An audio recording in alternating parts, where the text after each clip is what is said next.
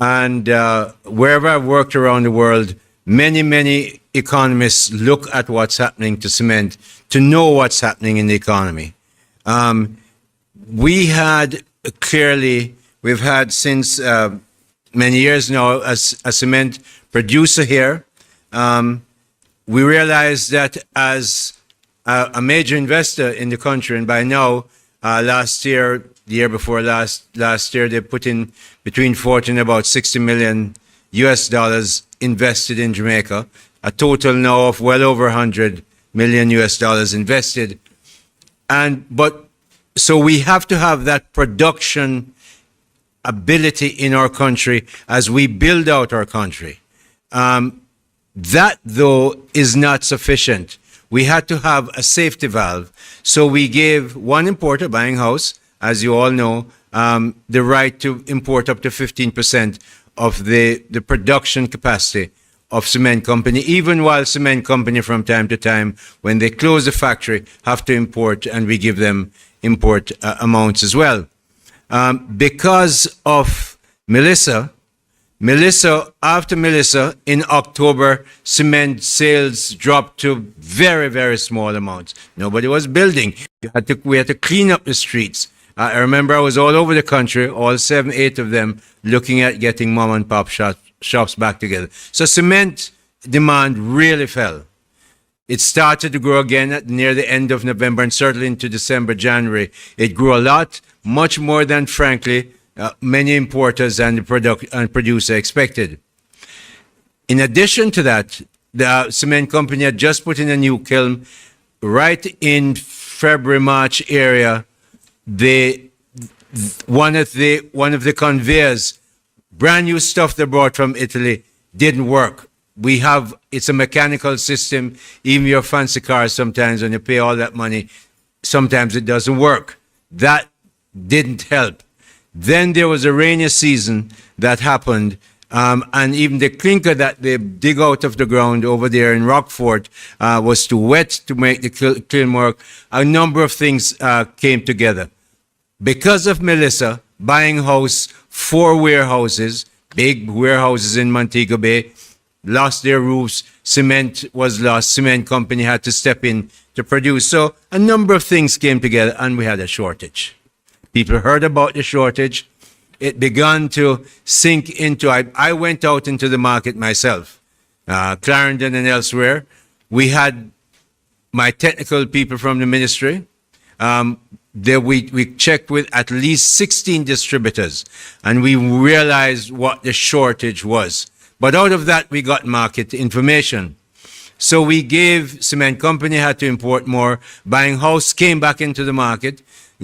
Above their quota, they got additional amount. They started to import.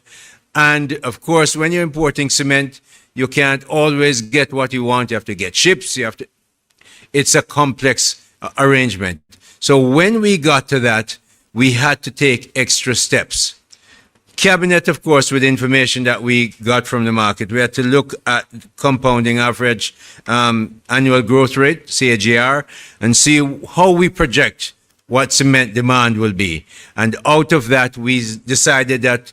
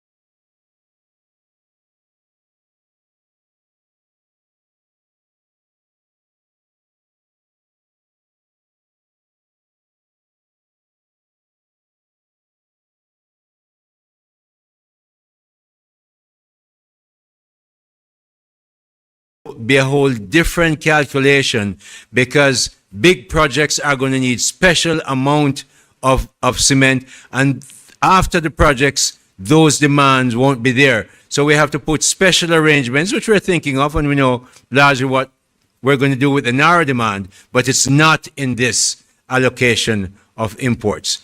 That's the broad outline. I'm willing to take questions, and of course, I'll answer details as you ask them. Okay? You take them afterwards. Thank you very much, Minister. All right. Thank you very much, Minister Hills. You've heard it.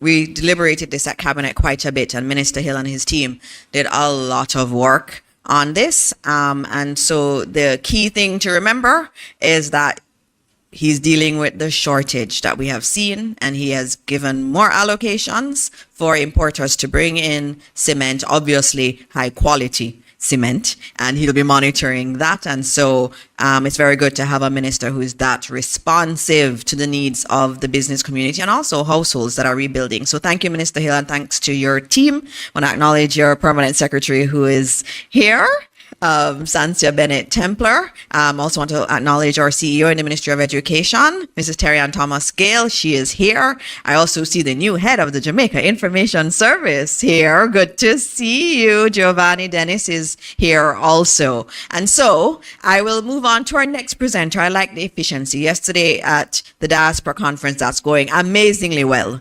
The PM spoke about efficiency, and we need to not drag out things longer than they need to be. So we're going very quick this morning. And so today we have with us our Deputy Prime Minister and Minister of National Security and Peace, coming to give you an update on a matter that's been in the public domain since yesterday, and we want to clarify everything for you. That's why we're here. And so please welcome our Deputy Prime Minister, the Honorable Dr. Horace Chang. Thank you much, colleague, Minister Dina Morris-Dixon, and good morning to the teams here. I think been recognized by both this moderator and my predecessor, Minister Hill.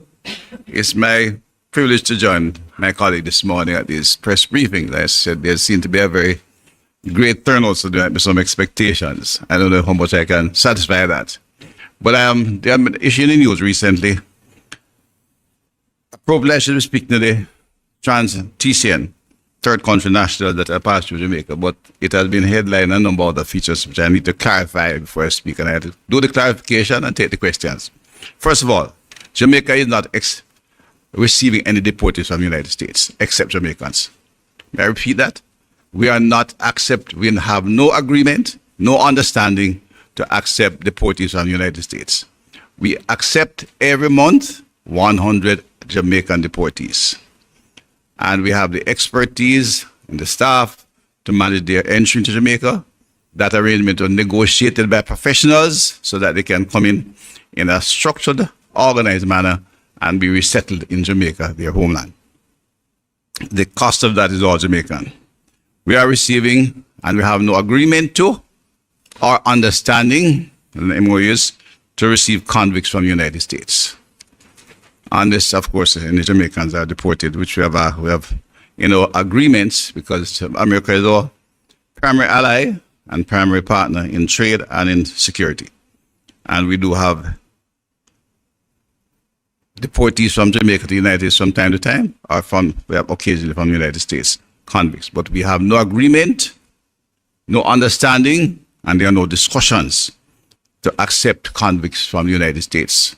In fact, anyone coming from the United States is reviewed by the NIB before I indicate that they can land in the country. There is no discussion, review, or understand to accept 10,000 illegal immigrants from the United States. Again, the only illegal immigrants we take from the United States are the Jamaicans who are there. And those conditions are negotiated by professionals from the Ministry of National Security and the Ministry of Foreign Affairs. We have signed, after extensive negotiation by the relevant professionals, again, mainly from the Ministry of Foreign Affairs, the Ministry of National Security, Office of the Prime Minister, and of course, the lawyers from the Attorney General's office, an agreement to transition to Jamaica, some third country nationals from the United States. The number is 25. It's an understanding, and at no time will the number exceed 25 because we have the right to refuse anyone at any time. And both parties can terminate the entire agreement without any long-term notice. The process is basically the operational procedure is still being worked out and being negotiated by the professionals, and it will be some time before we see anyone landing here. But when they do, they will come on the basis of an understanding that the government of the United States will pay the initial stay in Jamaica. They'll be accommodated by the International Organization for Migrants, United Nations body, with which we are working. And of course, the Ministry of National Security will deal with the technical legal side. There'll be nobody detained. Nobody with detention. As part of an international understanding, not a bilateral agreement. The activity to transition them to Jamaica is a bilateral agreement negotiated between two governments who are allies in many areas, and in economy, security, and otherwise. Those are the facts as they are. We are among the about number 7 to agree in the Caribbean Latin American region because our technical team sat down, negotiate all aspects of the issue. We are a small country. The staff to deal with the immigration section, that aspect, are limited, and therefore they have to go through the logistics of it. As I said, we already received just under 100 legal immigrants. They are Jamaicans, but they still have to go through a process. Agreements were made between the United States government, Panama, Costa Rica, Belize, Antigua, St. Kitts, and Barbados. And they are discussing with other teams, which they expect to conclude in due course. We have concluded ours, but we don't expect any visitors until, I said, we set off on the operational details, which are not yet settled. And that's a matter that professionals will negotiate and settle that we can handle them. Any questions? Those are the facts. Thank you. Thank you, DPM. So we're being efficient again, and we've given you the details. You would have seen the press release that was done yesterday. It gave a lot of information in there, and the reason a lot of information was given was because we wanted to say to the public, look, this is it. We've laid everything out. This is what is there. It's not finalized. There's some operational details to be finalized, but we gave a lot of details. And so we're here this morning ready to take your questions. Remember, Minister Hill is also here on the issue of cement, which has been in the public domain a lot. He can take questions there also. So let's go straight to the questions this morning. Morning, everyone. Mahiri Stewart, Nationwide News here. Question for Dr. Chang. On who initiated the MOU and when was it signed? No, MOU between countries are not a matter of initiating that. The Americans have which is the country, the immigrants have an issue that they are trying to settle, and we are one of their allies in the Caribbean, and we had discussion, we initiated. We had discussion which had been prolonged, and we came to an agreement. The agreement was when? A few days back, I signed it. I think today is Wednesday. Tuesday, Wednesday, or Thursday of last week. So remember, Mahiri, that the U.S. government has these agreements with several other countries. So this is something initiated, an initiative. Besides the Minister, the Americans are our primary trading partner, primary security partner. We have bilateral relations in the United States and what we call ABC countries are very established. And discussions continue between the governments. We are, of course, the smaller partners, a fact of life. We're small, but discussions, bilateral discussions take place between governments that close on an ongoing basis. This is one in which they would have taken the lead because this is their problem, and one in which we can have some assistance. Okay, the second question would be, obviously we're having this discussion now due to the fact that this information was leaked, but had it not been, when would we have the information leaked is different from what I'm talking about. And that's what the problem we have. You're conflating two things. Some information suggesting that we were in the process of negotiating the reception of 10,000 illegal immigrants. There is no such discussion, and that we cannot do it this morning. It became part of a discussion because it is known that we were discussing the third country nationals through Jamaica, because there are several other countries in the Caribbean. We signed on Wednesday and we decided we'd make a statement on it, and I reserved that statement for the diaspora event in Montego Bay yesterday, and we would have sent the press release out as normal. Okay, well, is for Jamaicans who are deported, are they or have Jamaicans ever been part of a TCN program from other countries? What Jamaican? For Jamaicans who would have probably been deported from No, other no, countries, I'm not. For Jamaicans who are deported, from other countries, has there been an issue where Jamaicans have been a part of no, TCN? if Jamaicans have been deported to Jamaica, there's no issue. We receive them. The Americans, United States of America, have the vast majority of illegal migrants from Jamaica, of our illegal migrants, and we have an understanding between those. So they send us about 100 every month. I think they are looking at maybe sending back to Jamaica with over 3,000 Jamaicans. If we didn't have an understanding on how to handle it, negotiated by the professionals who have to do the work, all they do is set the policy, and there's no policy on that. Once a Jamaican is deported to Jamaica, we must receive them. What has happened, because we are friends, we work out a structural arrangement which allows us to manage it in an effective and efficient manner, and therefore we take 100 a month, roughly. 2 shipments, 2 aircraft, sometime 100, sometime less than 100. And could you elaborate more on the accommodation for the third country nationals? All right, that's So- your last question, for who? Mahiri. There are other reporters Accommodation here. for? The third country nationals. No, well, that's one of the issues that has been worked out. We'll have to work with the International Organization for Migration to find the appropriate accommodation for them. Until that is done, we can't receive any. Morning, Kimon Francis from the Gleaner. Just to clarify, the Gleaner at no point reported that 10,000 TCN illegal immigrants were coming to Jamaica. Not TCN, no point. deportees. At no point. Question. No, and I- don't confuse it. 10,000 deportees is different from 10,000 TCNs. They are The not MOU deportees. They are not being detained. They are doing transition to Jamaica, and they have to put in a comfortable place to stay. The MOU we were privy to that came from the US's embassy classified them as deportees. Right. Question, just seeking clarity.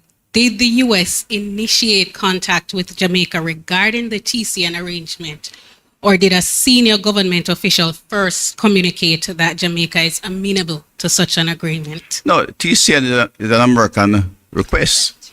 They have done so with several allies across the region and throughout the world. So it's their challenge that they're trying to resolve in a human way. So we never suggested it that No, we would could be suggest that. We don't have a problem. That's why we suggest. Okay. Yeah, I mean, we don't have a problem.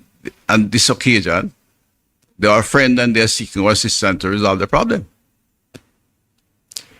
Did the US at any time communicate that the arrangement could see Jamaica receiving up to 10,000 third country nationals? No, there's no such discussion between the governments of Jamaica. Through no communication at all. No. Okay. Well, if somebody talked to them on the street, I don't know about that. I am responsible, and the minister, all communication that goes to the government of the United States, I've personally in the case said to the diplomats, it goes to the Ministry of Foreign Affairs. They come from my office. Any communication with the United States government on immigration goes through the Ministry of Foreign Affairs and Foreign Trade. Okay. And no such communication or information has gone through. Okay. DPM, can I just add one thing? Cabinet decisions, there's no such cabinet decision on record. That No too. such cabinet decision. But And I've well, gone through all if the cabinet Cabinet decisions. will take it, they come through me to Yeah. Foreign Affairs. But again, I didn't get that far. It's just that we have had no such communication. Again, it wasn't a decision. I asked about communication. Right. Why transit through Jamaica and not directly back to their country or their destination country? No, that's a technical issue which have been discussed, and it is, as I said, several countries. Not why Jamaica is one of an American island in the Caribbean, and we work that through. It's the way it goes. I think the philosophy behind it, and I can say that is why, is that if they stay in the United States, they have an opportunity to apply to stay. So the people are coming, and they're coming literally from being apprehended at the border and sent to Jamaica after some routine checks are done. They don't intend to stay in Jamaica, so the United States pay their airfare and they go back home. Their return rate so far has been about 94%. A few have opted to stay. There are a couple of Jamaicans in other countries who are not coming back to Jamaica. They were deported by the United States. When that happens, the numbers in the next shipment drop by that number. So if all 25 decide to stay, so there'll be no crowding on Florida of Jamaica. If all 25 decide to stay, we stop the program immediately. And that's in the document. I don't know if you saw that part of it, but that's in the. And then you report, you said you have a document, and I'm saying, I don't know if you saw that. All right. Let's go to the next question. Zara Burton, 18 Degrees North. Good morning. For how long will the MOU last? It doesn't have an end point. No, it does still have the starting point either. It's an understanding which, while there's a need, we will work with. If we find it impossible to pursue it, we discontinue it. How much will be paid per TCN to house them here as a government? How much will I the don't have government that off the top of my head because it is being worked out to the IOM, and that will depend on where they are staying and how long they stay, which will be a short time. But that cost is being worked out, and the United States has a bulk sum that they will pay the fees from. It will vary from individual to individual for different reasons. And is it a situation where whatever we get to house each one of the TCNs is, let us say, additionally, there'll be some cushion in terms of revenue that we will be getting as a society? And also, what will we be getting in addition to this money in return for doing this to help out our ally? First of all, the initial bill will be paid by our IOM, so there's no revenue to come to Jamaica. The idea of what we get out of it is not a relevant question. America, I said, is one of our strongest bilateral partners. We have multiplicity of agreements, understandings, exchanges in all areas. It's not something you discuss. We do this today, we do that for you tomorrow. That's not a practice of any healthy bilateral relationship. Is there any, or was there any pressure to Jamaica to engage? I know you said it was an American request, but was there any pressure in addition to the request for any other reason on us? Did they threaten to cut visas, or did they allow us to maybe have a revamp or reconsideration of processing of immigrant visas or something? You're a long-standing journalist and an intelligent one. And no international discussion proceeds along those lines. We're not at war with anybody. Iran and America at war, they discuss Strait of Hormuz and bombing about Hezbollah. That's a war. We are two friendly countries. We have bilateral discussion daily. That kind of discussion doesn't take place in a healthy bilateral relationship. Reuters had this question: where from will the TCNs come? There are people who will be found in the United States illegally. And What national? Do you have a cutoff No. on certain kinds of nationals or all kinds of nationals? One of the operational features for some of the Caribbean islands, just smaller than ours, is that they are Caribbean nationals. But initial discussion, we were looking at that they speak English. They speak English. That's the criteria. Initially, that's not settled it in the operation, but that's that's our primary demand at this point. I think there's a question in front of you. I saw her hand go up first, and then we'll go back. And just confirming, it's a cabinet decision, you said, right, Minister? Which, the TCN? You said there was no Yes. cabinet decision. No, there was no cabinet decision on what was asked previously about the 10,000, 10,000. right, but I'm saying there it was is a cabinet there is decision a in order cabinet to engage in this decision MOU? TCN, and that No, would have been all discussed. them we have to inform cabinet. Yes. Right, so it was a cabinet decision ultimately, Yes. even though you, Minister, signed. Yes. Okay. That's how MOUs work. You have to Okay, take them to confirm. to No, cabinet. I'm a creature of cabinet. Okay. It doesn't, anything I do on behalf of the government have to be approved by cabinet. As well as a creature of instruction that has to come from cabinet and the prime minister. Good morning, Adira Truth from Roots 96.1 FM. My question is actually to Senator Hill. The question, yes, Thank you very much for that. no problem. Yeah. You can come here. You know, like to display The question that I have A good is, thing. Minister Hill, in light of the challenges experienced by the cement industry in the ripple effects of recent supply disruptions, are there any measures considered to improve the sector's resilience and reduce the likelihood of future shortages, especially given Jamaica's vulnerability to hurricanes beyond temporary importation allowances?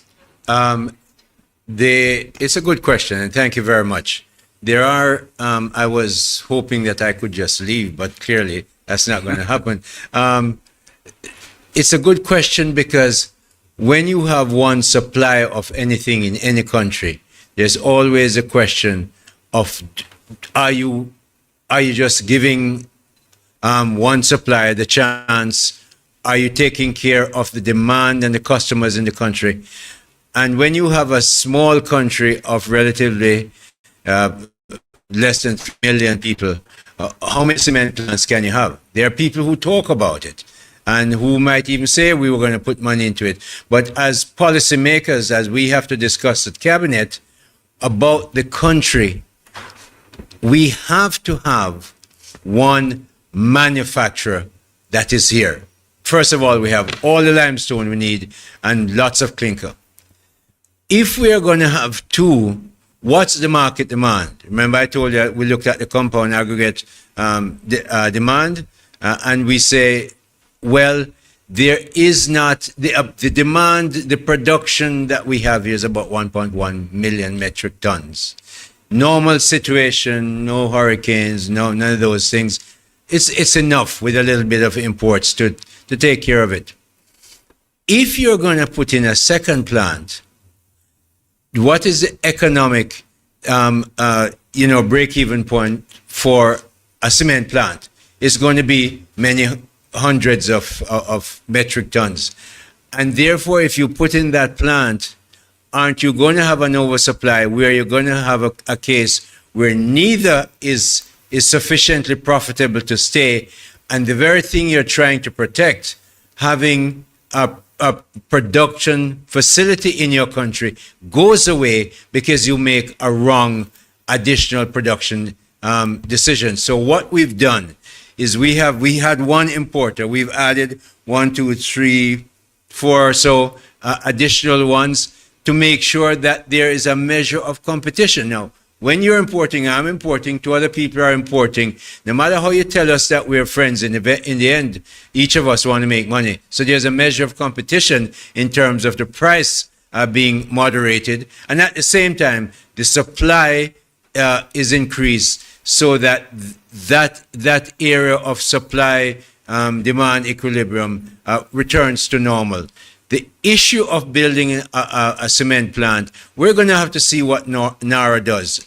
When NARA comes through, we all of us, I hope all of you in here, expect that there'll be significant growth. Just the building. When you build, you have a truck man who is going to have, you're going to have a cement people, you're going to have craftsmen who get money. That money turns in the economy. We expect growth from it. When that new growth level comes, we then look again and say, well, is one plant enough for where we're going and where we have reached? At that time, a future decision, but I don't think we're there now, given the kind of analysis we've done in the market and the demand that we're looking at and the additional import quotas that we've given. Okay. Hi, good morning, everyone. Good morning, ministers. Sashona Small from the Gleaner. I have two questions or three. To Dr. Chang, will the MOU that is signed to govern how we interact with TNCs, will that be made public? Will the MOU? be made public? It's a public document. Yes, it will be public. It will be available to the public. We don't normally publish them, but it's available to the public. Okay. And can you tell us what is the latest or give us timelines in place for the construction of the new modern prison? Yeah. That's still somewhere off, but it has nothing to do with it, with the current status. The individuals we are receiving in the United States will not be detained in any of our I'm corrections. just asking that question. But the prison Then itself we need to- is still, we are acquiring the property in St. Catherine, and it is somewhere down the road. It will not become it will not be one of the fast project. It's a huge project. We're looking on the possibility of about $30 billion. In fact, I would say that the police, well, there are several police facilities we like to build before. We have had to make significant efforts to improve the conditions like we're doing for police in our prisons. The population is 3,700. We have space, but we have been improving a number of them for the specialized prisoners we have. Oh. And I do have a question for Senator Dana Morris Dixon. The Justice Minister, Delroy Chuck, has said that Jamaica does not have a human rights problem. Is that also the government's position? Well, obviously, we are a country that believes deeply in human rights. That has been at the heart of our mandate. And even if you look in our manifesto from last year that we used to tell the public what we were doing, we actually wrote about human rights and how important human rights are in terms of this government. And I think if you look at our track record, that's been very clear that is a guiding principle of this administration. So I believe this administration deeply, deeply believes in human rights. And I think we've been operating under that premise as an administration. And you see it in the institutions, the support for the institutions we've given human rights is important. And if I may ask a final question to Senator Aubin Hill. Sure. Come on, Alvin.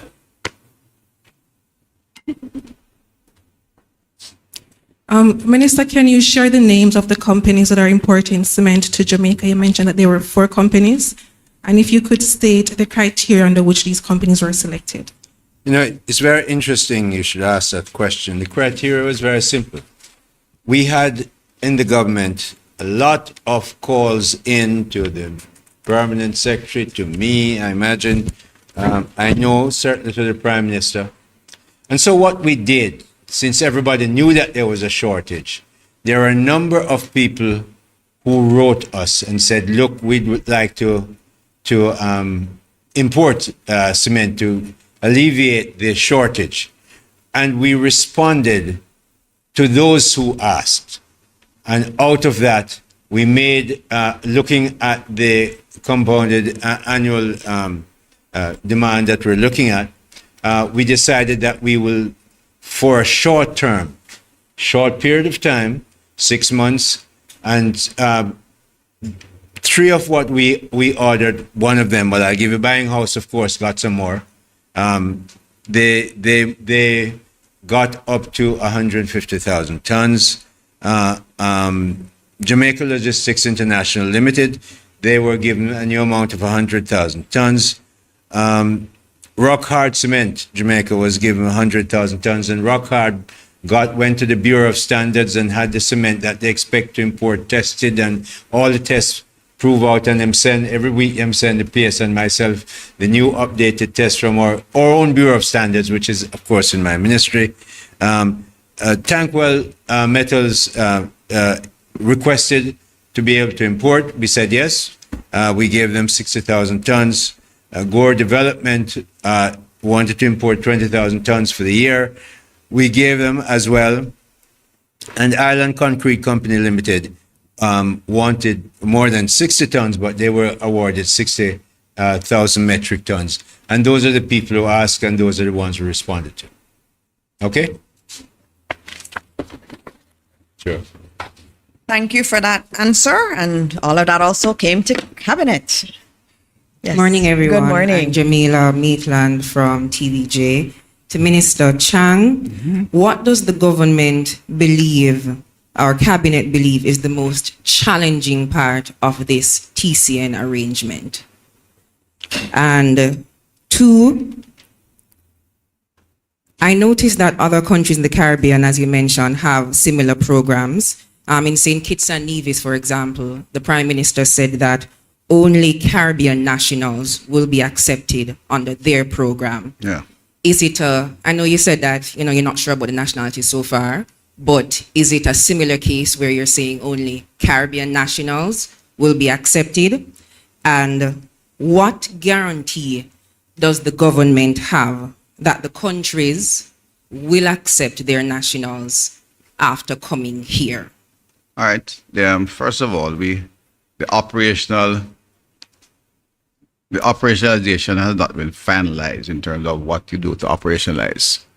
And in talking to the professionals, well, in exchanging thoughts with the professionals who are doing the discussion, this is a matter that I discuss with technical people in the ministry who have experience and found that the primary criteria of establishing that they should speak English, which they should speak English. We have put nothing else on it. Would prefer if there are people who have skills and if they can speak English, it makes it easier to come to Jamaica. That's the only criteria I have personally confirmed with the technical people.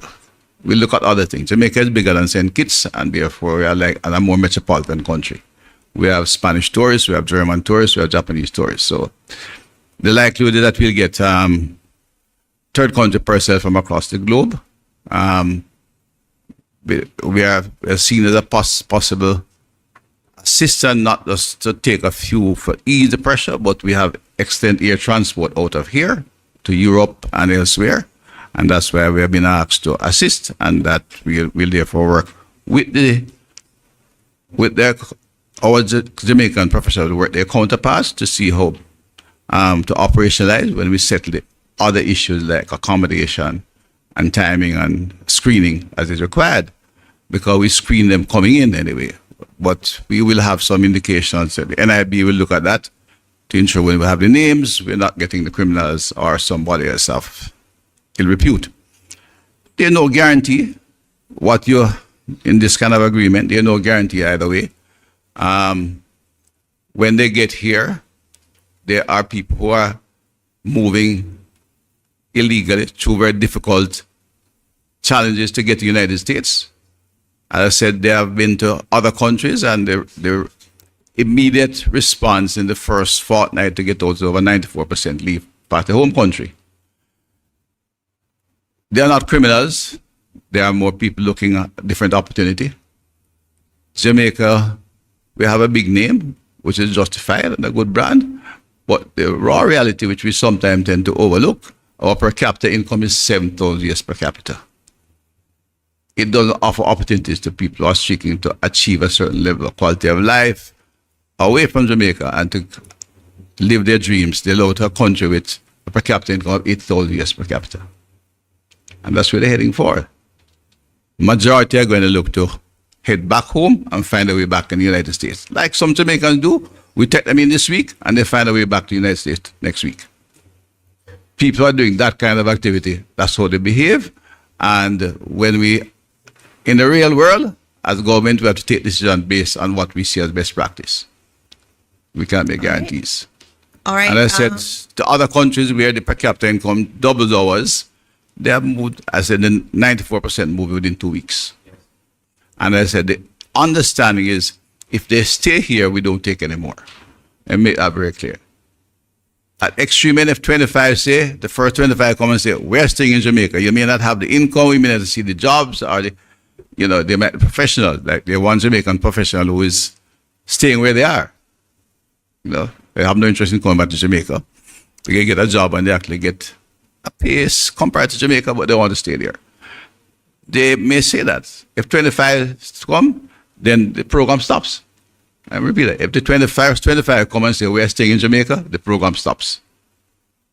Ceases. Immediately. All right. I believe we have Liver now. Good. Morning, everyone. Liver and Barrett, the Gleaner Company. Minister, I wanted to just pick up. My question is right where you left off just now. Given that the agreement is now signed, can you tell the people of Jamaica what framework the government has put in place to ensure that none of the TCNs that we accept that they don't leak into the Jamaican society. That's one. No. And two, Minister, can you sort of explain the difference in the handling of a TCNs as against the handling of the Haitians when they come here? The TCNs are being brought here under the understanding we have worked out with the United States government, and then they are handled in conjunction with the IOM. Haitians are coming here illegally. They are all illegal migrants. And we take positions to return them to their home as quickly as possible, directly. We don't have to send them to a third country. Those who stay apply for asylum, and we have to keep them in a place of, so we have to detain them until then. We don't detain TCNs. They are transitioning or literally transitioning through the country. You go to an airport and you are transiting on it, you wait a flight to the next one. If you land, technically it's almost similar to that. So the Haitians who are here. Their cases are in court. Some have gone as far as they go to our courts first, and they go to the international courts and they seek to get asylum. If they receive asylum, we keep them. It's international law. If they fail to receive asylum, then we send them back home in the nearest. Well, the best way we do it, we use our ships and send them back home. Two different things. We have a set of people coming from a friendly country which we want to negotiate an understanding to bring them here and transit them to their home country.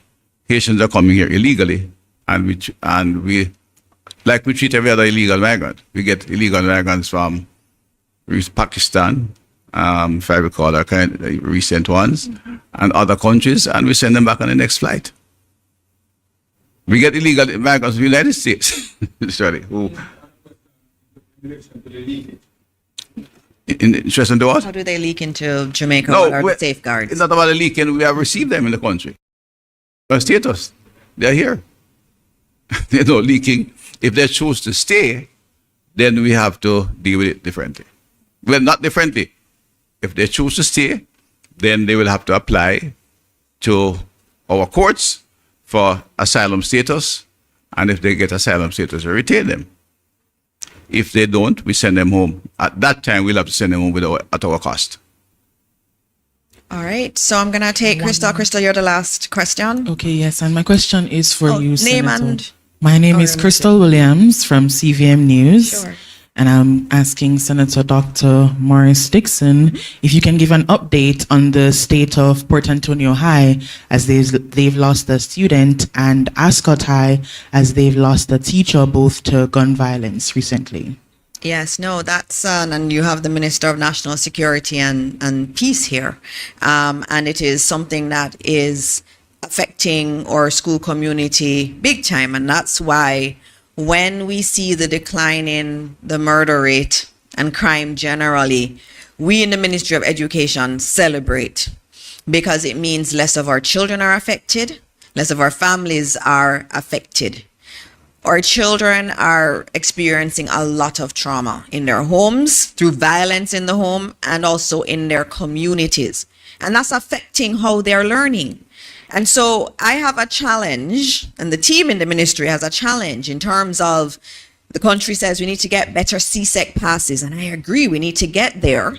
But there are also certain enabling factors that are important if we're to get there.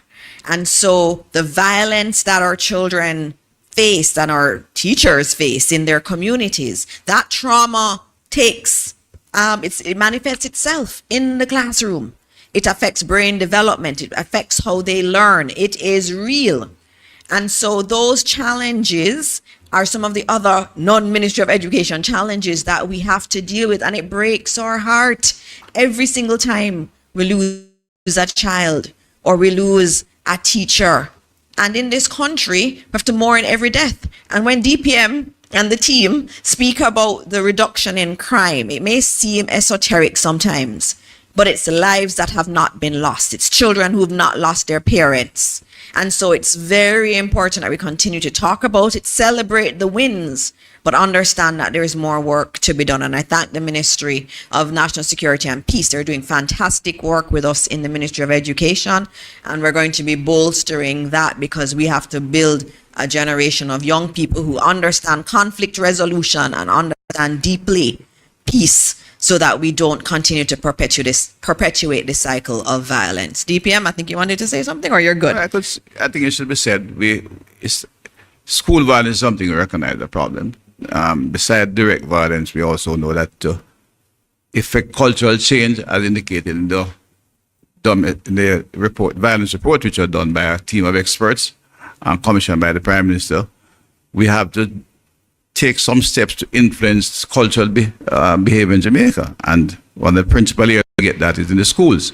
And we have a very extensive program. I think we are working in 39 schools now, and I look at how to scale that up to all the schools that seem to have vulnerabilities and go beyond that. We start with the schools which were primarily near to the zones of special operations, which have clearly defined vulnerabilities, and we are working through those to bring about the kind of support and changes that will reduce this kind of incident. It's a major tragedy when you're a teacher or a child in any of our schools, and the government views them seriously and is investing resources in there. Our case management program is one that has now seen as accepted internationally as one of the better programs of intervention, which we are looking at scaling up in areas in order to reach the schools. The school resource officer is a police officer. It's not a matter of imposing police in the schools and locking out students and arresting students. He's a specially trained police officer to assist these of discipline in the schools, but critical to work with our case managers to interface with the families who have been affected by this kind of trauma, and to ensure we can interface program or bring in program that will prevent the activity we're talking about, because in this case, the old Jamaican saying is still stands, prevention is better than cure. What we're doing here is to cure and prevent. All right, thank you. Thank you, DPM. And that was the last question that we're going to take for today. It's always very good to have you, DPM. Very good to have you, Minister Hill. Very good to have all the members of the media. You can stay back a little bit. I know some of you, I look on your faces, and I know you still have some more questions. We are staying here with you. Just as a wrap up, this is a post-cabinet press briefing. You would have heard what was discussed in cabinet. The cement issue was a big one, and Minister Hill has given you indications that we have approved increased importation of cement, and that we're expecting that will ease the pressures in the market. We've even heard of the persons who need to do burials and having issues with that shortage. We've been listening, and we have acted on that one. In relation to the TCN issue, I know I heard a lot of the talk yesterday while I was at the diaspora conference, just people calling about it. As you heard from DPM, and I'm just closing out, these are US initiated agreements. Many countries have signed them. The United States is a good partner of Jamaica, has been for a long time. The teams negotiated this MOU for a long time, and they were back and forth for many months on it.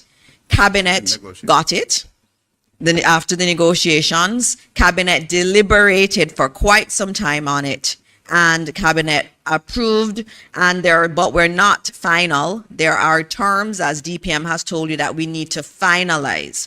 Once those are finalized, we will come back to you and say to the people of Jamaica, this is what we expect to take place. For my post-cabinet notes, I have details here from our cabinet meeting that would be presented to you. I was preempted by someone yesterday, but we are, as always, coming to you with the details. That's why that press release was done yesterday, with a lot of details that usually bilateral agreements, you don't issue releases like that. But we felt it was important to clear the record and to tell Jamaica what it is that we are doing and the fact that we truly believe we are acting in Jamaica's best interest. And so I thank you again for coming this morning, and we look forward to the next post-cabinet press briefing where we will again make ourselves available to the media to answer your questions. So thank you, and as always, may God continue to bless this wonderful country that we call Jamaica. Goodbye, everyone, and I'll see you next Have a good week. day. Thank you. By the document I signed off on, it didn't have deportees in there. Yes. Just for information. Go define the TCN. Last word from DPM. DPM, say it again, one more time. TCN document I signed, I just looked at the release. I said, no, should not have had deportees in there, but it may have, the one you see may have had it, I don't know. But I didn't approve of it. So Right. the document he signed does not have The the word release I have deportees. out here, sorry, I looked at the release. I didn't use deportees in there because they're not supposed to be. They are not deportees. All right. Thank you. Thank you, everybody. Have a good rest of the day. Thank you.